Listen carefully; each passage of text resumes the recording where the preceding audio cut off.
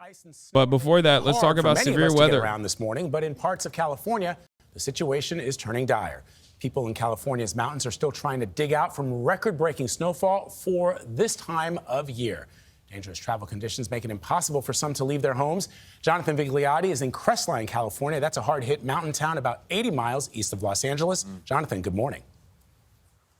And good morning to you, Vlad. And to give you some perspective, what you're looking at here is not fresh snowfall. This last fell about a week ago, and yet home after home, car after car, that's a van there, are encrusted in several feet of snow. A state of emergency was declared last week, yet many people we've spoken with say they haven't received any help since the snow began falling about 2 weeks ago. This is just unprecedented. It's like more than we've ever seen and that we could prepare for. Heather Pritchett says she's run out of food for herself and for her cats. She's one of many people trapped in Crestline nearly 2 weeks after the snow began to come down. People here are still digging out from the storm, and some told us help has been slow to come, if at all. The San Bernardino County Sheriff says there's so much snow, clearing the roads is just part of the battle. We're having tractors come in and scoop the snow, having to drive it away, truck it out, and a number of other things, which makes the operation much slower. In Northern California, more than 75 miles of Interstate 80 remained closed last night as plows struggled to put a dent in the snow-covered highway. Some areas got nearly 3 feet of snow in just 24 hours.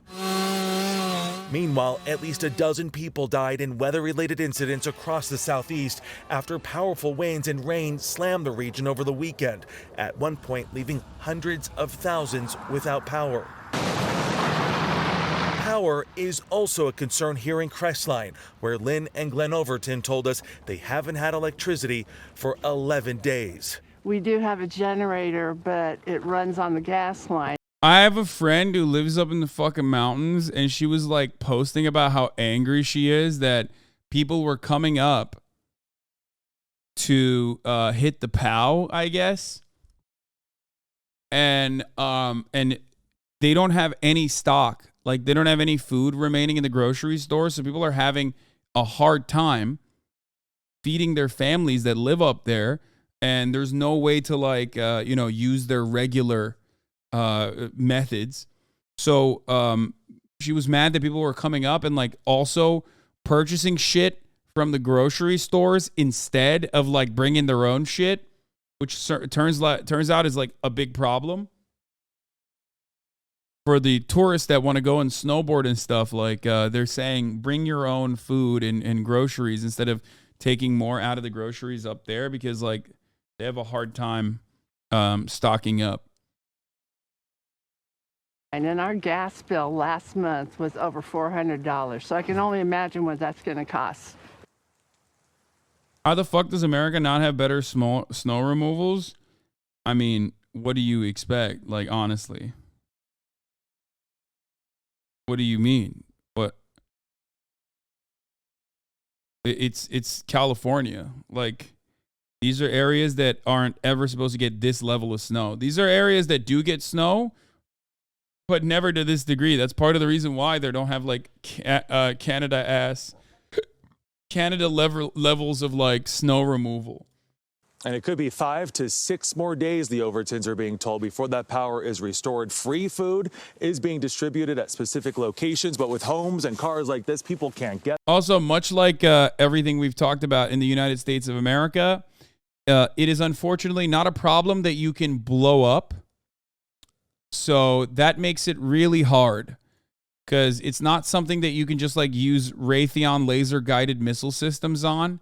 And that's kind of our whole shtick. That's kind of what we've like spent most of our money on. So it makes it fairly difficult to deal with issues that don't pertain, that can't be handled with like laser guided missile systems. It's just kind of how it is. You know what I mean?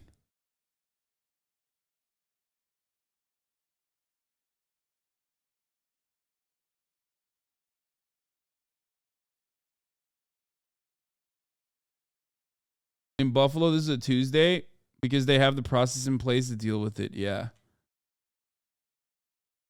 Get there. We've seen the National Guard. Utah Avalanche Patrol does have artillery cannons at ski resorts to blow up the snow so it doesn't turn into an avalanche. Shit is cool as fuck. Okay, that's a we're I'm not talking about that, dude. Yeah, not the one unique instance where you need to blow up snow. I'm talking about fucking snow removal from the street, okay? You don't do that by nuking it. Guard here, believe this, they're going door to door, digging out by hand. We haven't seen a single snowblower. A lot of people, Tony, this morning wondering where are all the extra resources and help they've been promised for more than a week now. Wow, it's difficult and slow work there, Jonathan. Thank you very much. Appreciate it.